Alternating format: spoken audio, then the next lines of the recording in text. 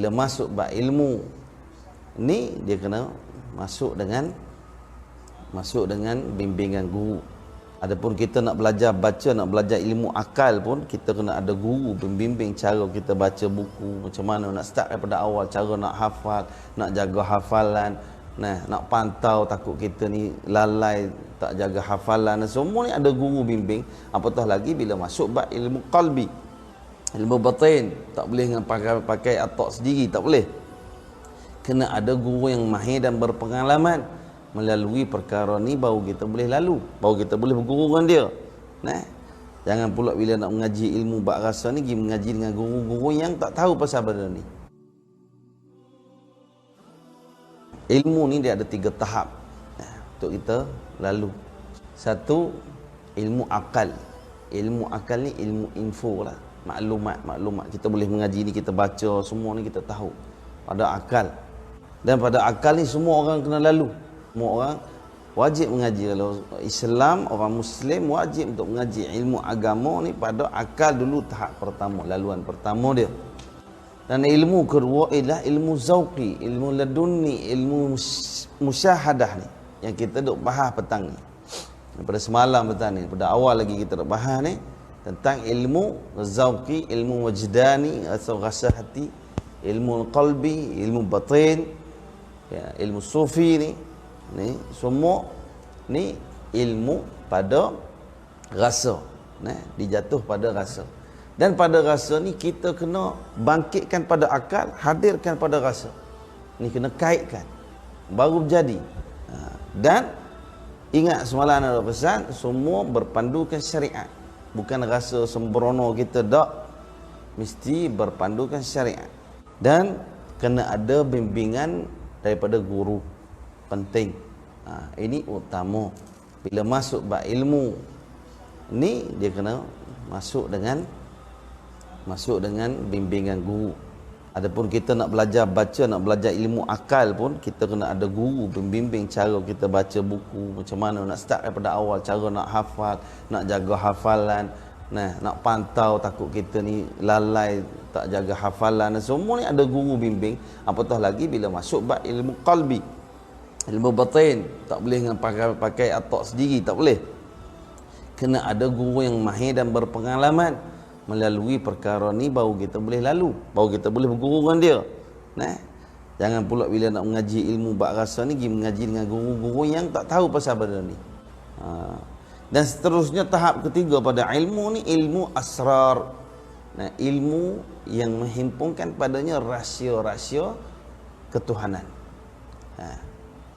Ilmu ni ilmu rahsia, ilmu yang tak sesuai dibicarakan pada umum, pada awam. Ilmu ni ilmu yang kalau kita lihat pada Rasulullah sallallahu alaihi wasallam, pada nabi-nabi, pada wali-wali Allah yang dipilih oleh Allah Subhanahu wa taala, orang-orang arif billah. Ilmu rahsia ni banyakkannya dia ada khabar-khabar, dia ada petunjuk tentang yang tersembunyi. Ilmu rahsia. Ni semua ni tak ada dalam, tak boleh nak cari mudah-mudah rujukan dalam kitab kecuali duduk pada guru, duduk pada alim ulama, orang arif billah. Waktu bila mati ulama-ulama arif billah, maka habis ilmu je, buat lari dah habis. Tak ada dah kita nak dapat. Susah. Ilmu rahsia ni sangat-sangat sulit. Kalau kita tahu tu pemegang kunci utama ilmu rahsia siapa? Rasulullah sallallahu alaihi wasallam. Kalau kita tengok contoh hari ni, dan orang duk cerita tentang hadis akhir zaman, itulah rahsia yang dibukakan oleh Allah Subhanahu wa taala kepada Rasulullah sallallahu alaihi wasallam. Contoh bab Imam Mahdi, dalam Quran tak ada sebut. Tak ada sebut langsung satu ayat pun, tak ada cerita langsung bab Imam Mahdi, tapi ada pada hadis Nabi, pada hadis-hadis yang sahih yang digambarkan oleh Rasulullah sallallahu alaihi wasallam. Dan ini adalah ilmu rahsia. Dan banyak sahabat-sahabat Nabi menanggung ilmu ni. Yang ada contoh Imam Bukhari sendiri, Sayyidina Abu Bakar Siddiq sendiri, bila ditanya, ada ilmu yang ada hadis yang aku sampaikan, dan ada yang dia sembunyikan. Kenapa? Dia kata khawatirnya kalau dia sampaikan perkara ni, mungkin dia akan dirodok, tengkorak dia ni dirodok-rodok sebab orang tak percaya. Sebab kita pun tak tahu, sebab para sahabat sendiri sembunyikan, rahsiakan perkara ni. Dan pengalaman, anak juga pengalaman kita duk bersuhbah dengan guru-guru, para alim ulama, para arif billah dan para habaib, memang kita ada nampak perkara ni, ilmu rahsia ni. Dan kadang-kadang kalam-kalam mereka belum sampai masa lagi, belum sampai waktunya mereka dah bercakap tentang perkara tu. Tapi bila kita tanya sekali lagi, dia tak ingat dah. Dia tak ingat apa yang dia cakap. Kadang kalam tu macam hadis yang disebut, yang kita baca ada awal tentang sifat orang atau kekasih-kekasih Allah. Percakapannya seolah Allah yang bercakap. Tu sampai kasih Allah ni sampai tarat tu, Allah buka kat dia orang. Tu kadang dia pun sebut masa tu. Bila kita tanya pula, ya ke saya tak ada sebut, tapi apa yang dia sebut berlaku. Berlaku satu persatu. Masya-Allah. Dan banyaklah, dan ilmu rahsia ni banyak pecahan dia, ilmu asrar, rahsia-rahsia yang terhimpun ni banyak. Cuma ana bagi sepintas lalu gitulah pada tahap. Jadi kita kena lalu pada peringkat-peringkatnya. Dengan ilmu akalnya, dengan amal dengan ilmunya, dengan tarbiyahnya. Ini penting tarbiyah. Ini penting sohbah dan bimbingan guru.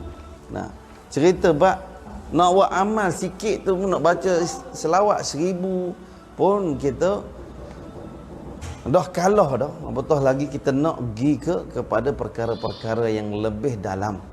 Lalu berusaha dulu pada tahap tu.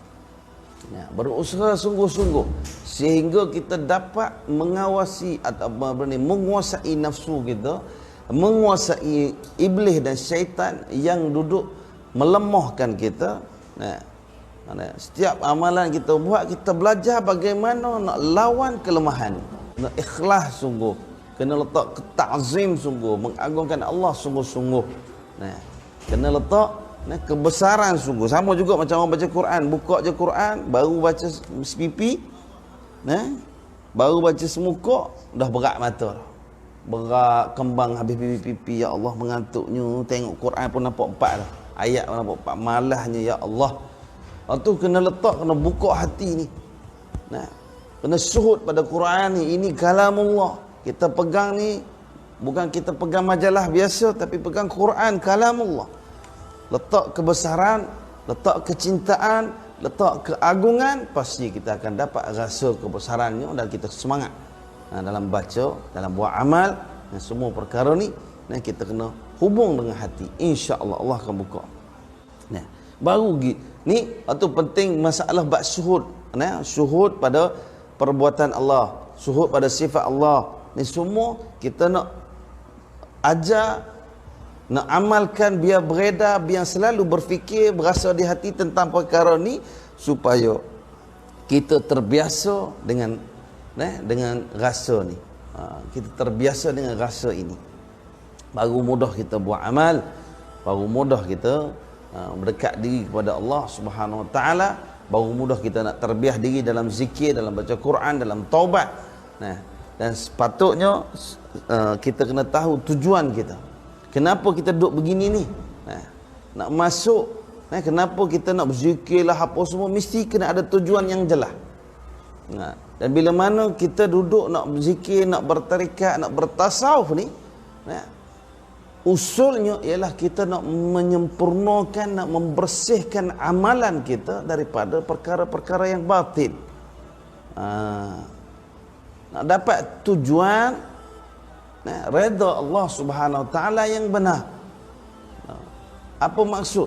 Ni kita duduk pada perkara ni bukan nak cerita bab maksiat lagi dah. Nak membersihkan amalan kita daripada tujuan selain daripada Allah. Selain Allah. Kita tak nak dah. Nak tujuan kita betul benar ikhlas hanya kepada Allah semata-mata. Ni dak buat apa pun, duk buat berzikir, duk tu nak pitih, nak murah rezeki, duk solat duha, duk bangun tahajud, duk buat semua benda ni kerana nak dunia kita. Tu kena buang. kena potong buang dalam diri kita ni semua dak. Kita nak kerana Allah Subhanahu Wa Taala. Sebab kita hamba Allah.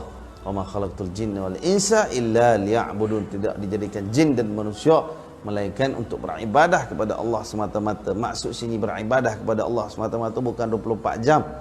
Tapi seluruh, bukan 24 jam kita duk berzikir, duk solat, duk baca Quran, bukan. Tapi maksud sini beribadah kepada Allah adalah hati kita betul-betul ikhlas, taat perintah Allah sungguh-sungguh, dan seluruh hidup kita 24 jam kita bersihkan daripada tujuan selain daripada Allah.